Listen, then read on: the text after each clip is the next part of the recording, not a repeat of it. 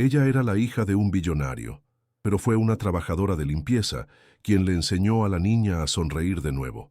En el colegio más caro de la Ciudad de México, donde autos blindados dejan niños y se llevan secretos, una historia escondida entre escobas y lágrimas conmovió a todo el país.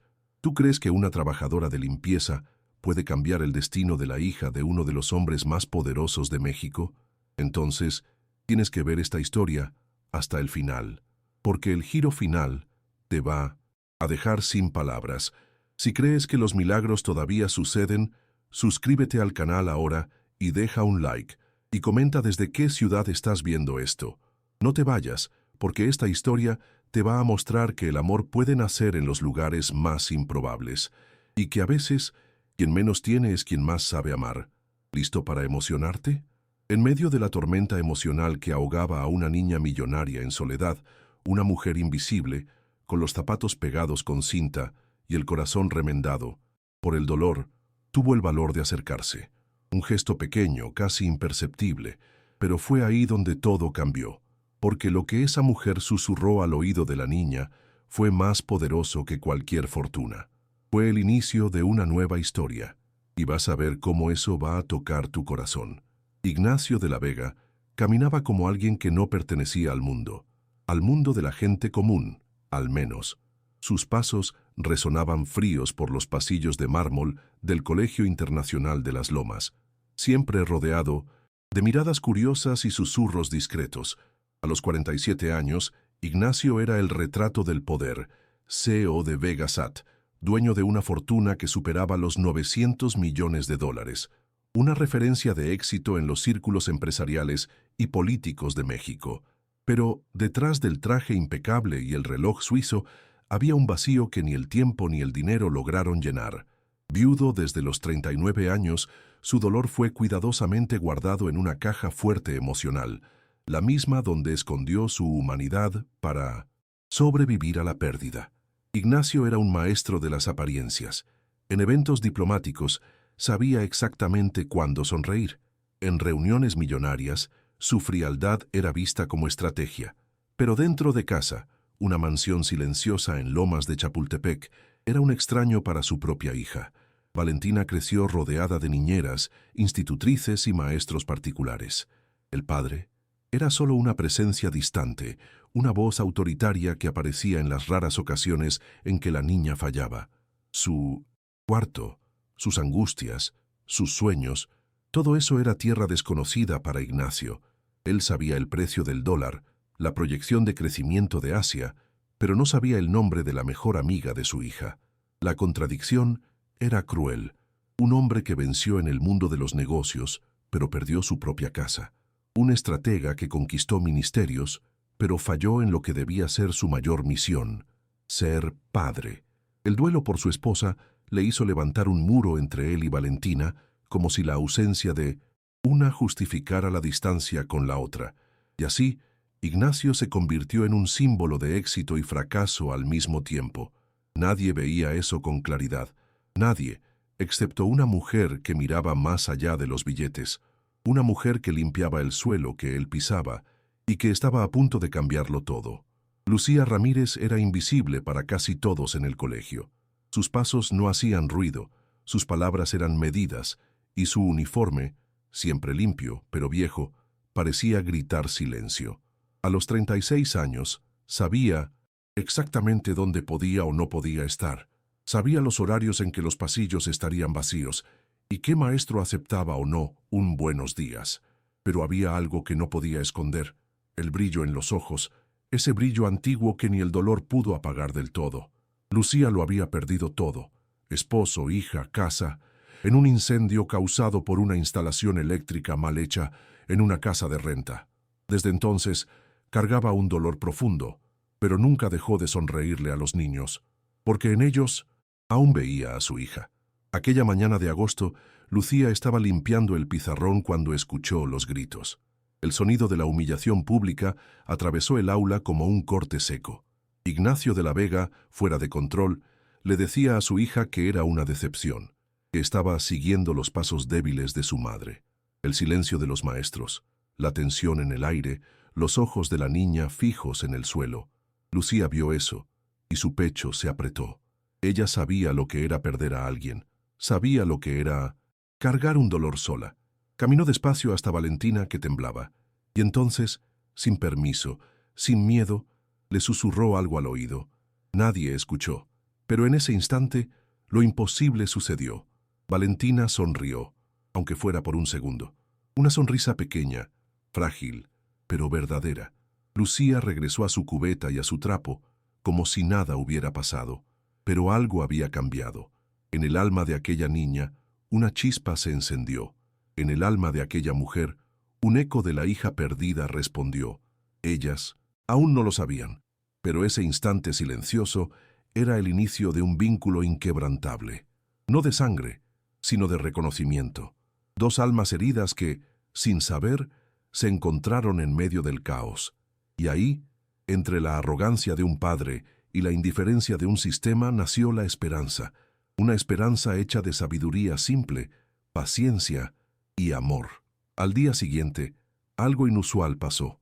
Valentina pidió quedarse más tiempo en la escuela, no con las amigas, no con los maestros, sino sola, en la biblioteca. Para Ignacio, esa petición sonó extraña, pero inofensiva. Al fin y al cabo, su hija siempre había sido callada, introspectiva, y tal vez solo intentaba mejorar sus notas para evitar otro regaño. Él autorizó, sin imaginar que en ese espacio silencioso, entre estantes polvorientos y mesas de lectura olvidadas, algo mucho más grande estaba a punto de nacer. Lo que Valentina buscaba ahí no era silencio, era un refugio y una presencia. Lucía, con su discreción habitual, empezó a aparecer por ahí también, primero fingiendo limpiar, después trayendo consigo pequeñas cosas, una receta de galletas con medidas matemáticas, una figura de origami que escondía fórmulas, una canción infantil que contaba los múltiplos de 3. Todo era sutil, casi un juego secreto entre las dos, pero había algo mágico en la forma en que la mujer enseñaba, sin juicio, sin presión, con paciencia. Por primera vez, Valentina no sentía miedo de equivocarse, y eso hacía toda la diferencia. Poco a poco, la niña empezó a transformarse. Las notas aún no habían subido, pero los ojos estaban más vivos. Llegaba más temprano a la escuela, pedía más libros, escribía ecuaciones en hojas sueltas. Más que eso, comenzó a reír. Pequeñas risas que se escapaban cuando Lucía confundía los nombres de los planetas o dramatizaba problemas de matemáticas como telenovelas mexicanas. La biblioteca se convirtió en un pequeño santuario donde el dolor se volvía aprendizaje, donde una mujer rota ayudaba a una niña a reconstruirse pedazo por pedazo. Ignacio empezó a notar el cambio. Valentina ya no se arrastraba por las mañanas, estaba más presente, más despierta. La dirección elogió el nuevo comportamiento, pero no explicó los motivos. Eso inquietó al padre. ¿Cómo que su hija mejoraba sin acompañamiento profesional? ¿Quién estaba detrás de eso? Su instinto de control, el mismo que lo hizo construir un imperio, se activó. Y cuando Ignacio decide descubrir algo, mueve montañas. Pero la respuesta que encontraría no vendría de un informe ni de una hoja de cálculo. Estaba escondida en el corazón de una trabajadora de limpieza, una mujer sencilla, sin diploma, sin estatus, pero con una sabiduría que ningún CEO del mundo podría comprar. Y ese choque entre dos mundos estaba a punto de explotar, porque Ignacio no estaba listo para aceptar que la salvación de su hija no vino de un terapeuta de Harvard, sino de alguien que limpiaba el suelo que él nunca pisó descalzo. Ignacio no tardó en 1900 descubrirlo. Fue durante una reunión con la coordinación pedagógica, donde pidió reportes detallados del progreso de Valentina. Un comentario inocente de un auxiliar, algo sobre la frecuencia de la niña en la biblioteca, encendió la alarma. Al día siguiente, Ignacio apareció sin aviso en la escuela, observando discretamente desde un rincón de la biblioteca.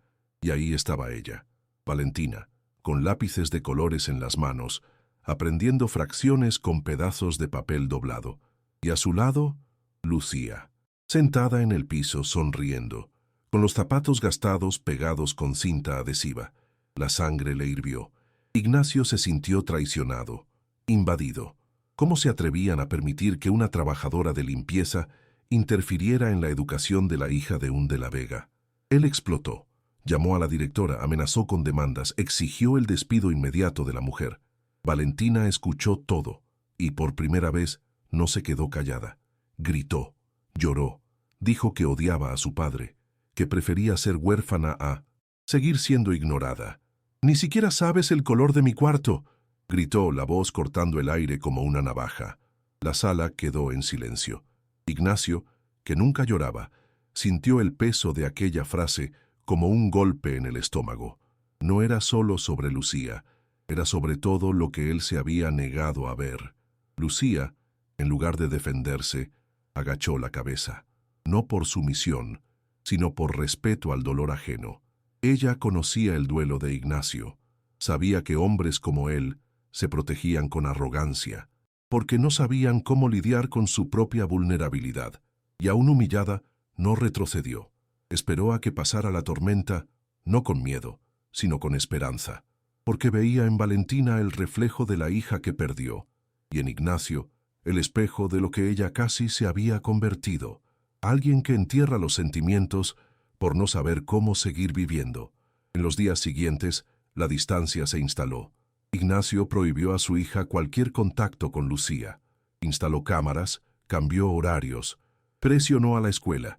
Valentina volvió a cerrarse. Las mañanas otra vez fueron tristes. Las notas bajaron, pero ahora Ignacio ya no podía fingir que no veía. Lo sentía. Sentía la ausencia, sentía el silencio, sentía el dolor de su hija como nunca antes. Por primera vez, se preguntaba si no estaba equivocado, y eso lo desestabilizaba. Fue entonces cuando decidió leer los antiguos cuadernos de su esposa, guardados en una caja en el closet. Ahí, entre anotaciones de maternidad y recetas favoritas, encontró una frase subrayada: «Educar es amar con presencia». Ignacio se sentó en el suelo, como un hombre despojado de todas sus armaduras, y lloró. Lloró por lo que perdió, por lo que no supo ser, y por lo que aún podría intentar ser, porque algo dentro de él empezaba a cambiar, lentamente, pero cambiaba. Y todo eso por culpa de una trabajadora de limpieza de ojos castaños que nunca dejaba de sonreír. A la mañana siguiente de leer los cuadernos de su esposa, Ignacio hizo algo que no hacía desde hacía años. Llevó personalmente a Valentina a la escuela. No había choferes ni escoltas, solo él y su hija, en silencio, dentro del coche. Valentina no dijo una palabra, con los ojos fijos en la ventana. Ignacio intentó romper el hielo con una pregunta simple. ¿Todavía quieres aprender matemáticas con ella? La niña no respondió con palabras, solo asintió con los ojos llenos de lágrimas. Eso bastó. Ignacio comprendió que su presencia, aunque tardía, podía ser el primer paso para reconstruir lo que quedaba entre ellos. Ese mismo día, Ignacio pidió una reunión con Lucía. Ella llegó con miedo, preparada para ser despedida, pero fue recibida con un silencio cargado de respeto. Ignacio, por primera vez, la miró a los ojos. Le pidió disculpas, no con grandes discursos, sino con un gesto simple. Le entregó los cuadernos de su esposa. Ella creía que educar era un acto de amor. Yo lo olvidé. Lucía sostuvo los cuadernos como si sostuviera su propio corazón. Ahí, en ese momento, dos dolores se reconocieron. Ignacio no le pidió a Lucía que volviera a enseñar, se lo imploró.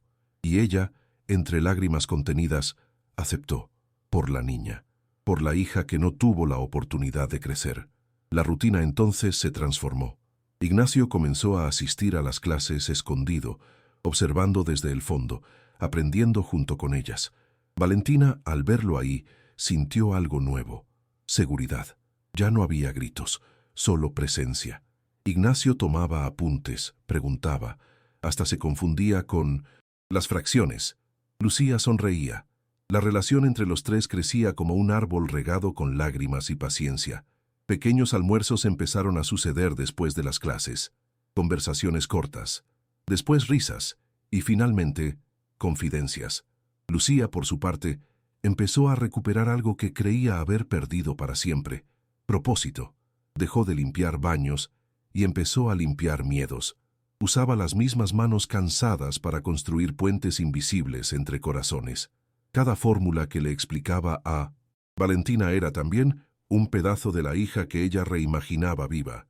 No sustituía a nadie, solo transformaba el dolor en cuidado, y eso, para ella, era redención. Con el tiempo, otros alumnos empezaron a buscar a Lucía, curiosos con el nuevo método secreto. Ignacio, atento, vio ahí una oportunidad. Propuso un proyecto piloto, un programa interno de refuerzo escolar basado en el afecto y la creatividad. Lucía dudó, tenía miedo de no estar a la altura, pero fue Valentina quien insistió. Si pudiste enseñarme a sonreír, puedes enseñarle a cualquiera. Así nació el embrión de lo que llegaría a ser el Instituto Valentina, aún pequeño, improvisado, pero lleno de alma. Y por primera vez en mucho tiempo, Ignacio sintió que estaba construyendo algo que no era para los accionistas, era para su hija, y tal vez para su propio perdón. 3 semanas antes de la etapa final de las Olimpiadas Nacionales de Matemáticas, Valentina fue entrevistada por una televisora local que hacía un especial sobre jóvenes talentos. El reportaje era simple, una serie de preguntas sobre su preparación, rutina de estudios, expectativas, pero al final, el reportero hizo una pregunta fuera del guión. ¿Quién más te inspira a continuar? La respuesta de la niña, transmitida en vivo, causó un impacto que nadie esperaba. Con voz firme y mirada emocionada dijo, una mujer que lo perdió todo, pero aún así me lo dio todo, no con dinero sino con tiempo, con presencia, con amor.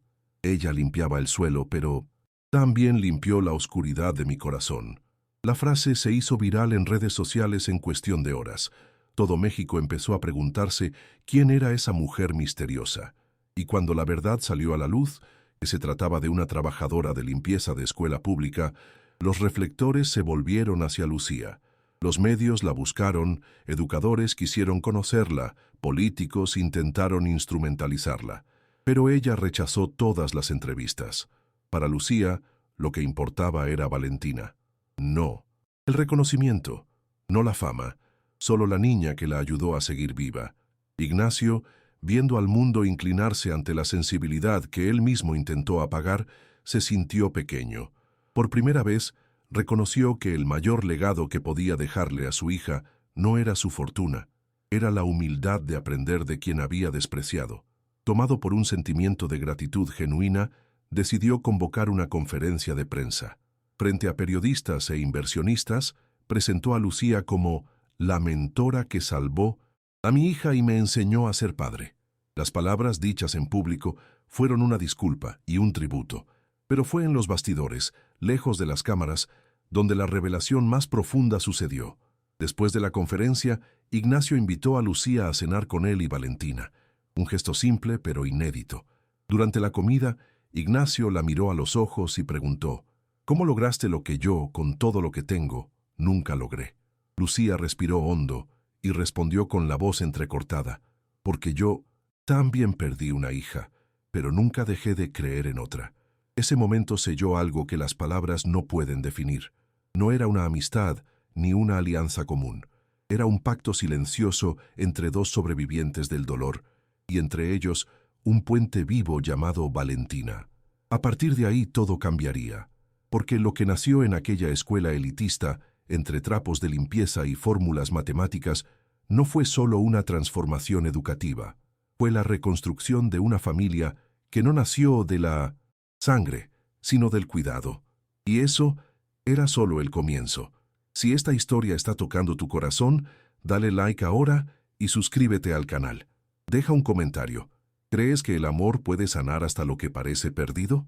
Ahora, continúa con la historia, porque el clímax aún está por venir. El gran día llegó. La final de las Olimpiadas Nacionales de Matemáticas se realizó en el auditorio principal de la Universidad Nacional Autónoma de México. El espacio estaba lleno. Familias, maestros, periodistas y discretamente Ignacio. Vestía como siempre, elegante, sobrio, pero algo en su expresión había cambiado. Ya no era el hombre blindado por los logros. Era un padre, vulnerable y presente, que temblaba al ver a su hija subir al escenario. Valentina, Con el uniforme del colegio y el cabello cuidadosamente trenzado por Lucía esa mañana, parecía otra persona. Llevaba en los ojos no solo el brillo de la inteligencia, sino la seguridad de alguien que, finalmente, fue vista. La prueba era compleja. 10 preguntas, 100 minutos. Valentina se concentró con una calma que impresionó incluso a los jurados, y entre cada cálculo, cada razonamiento, había algo más. Recuerdos de los juegos con Lucía, de los métodos con plastilina, de las historias que convertían problemas en aventuras. Era como si cada número tuviera un afecto, como si cada ecuación cargara la mano de alguien que creyó en ella cuando nadie más lo hacía. Al final, cuando entregó la hoja, respiró hondo y miró hacia el público. Sus ojos encontraron los de Ignacio, y por primera vez hubo una sonrisa espontánea entre los dos. Pero el momento más inolvidable llegó en la ceremonia de premiación. Valentina fue anunciada como una de las 3 finalistas, con una de las mayores puntuaciones del país. Al subir al escenario, le entregaron el micrófono para un breve discurso. Lo sostuvo con firmeza, respiró profundo y dijo: «Mi nombre es Valentina de la Vega, pero hoy también soy Valentina Ramírez, porque quien me enseñó a llegar hasta aquí fue alguien que perdió a una hija y me eligió para amar. Esta victoria no es mía, es nuestra». El auditorio quedó en silencio. Después vino una ola de aplausos. Muchos lloraban, entre ellos Ignacio. Por primera vez en décadas, Ignacio lloró en público, sin esconderse, sin vergüenza. Lloró por su hija, por su esposa, por la trabajadora de limpieza que le enseñó a ver. A su lado, Lucía también lloraba, pero sus ojos ya no cargaban solo dolor. Llevaban alivio, orgullo y, sobre todo, paz. La paz de saber que su hija no fue olvidada, que su memoria ahora vivía en cada gesto de amor que ofrecía a Valentina. Todo el público se puso de pie, no solo por la niña, sino por la historia que se había escrito fuera de los reflectores. Una historia de pérdida, sí, pero sobre todo de reencuentro. Tras la ceremonia, en los bastidores, Ignacio abrazó a Lucía. Fue un abrazo largo, silencioso, apretado, un gesto que decía más que cualquier palabra, y ahí, entre los aplausos que aún resonaban y los fotógrafos distraídos, una nueva familia se formaba, no por lazos de sangre, sino por elecciones de afecto.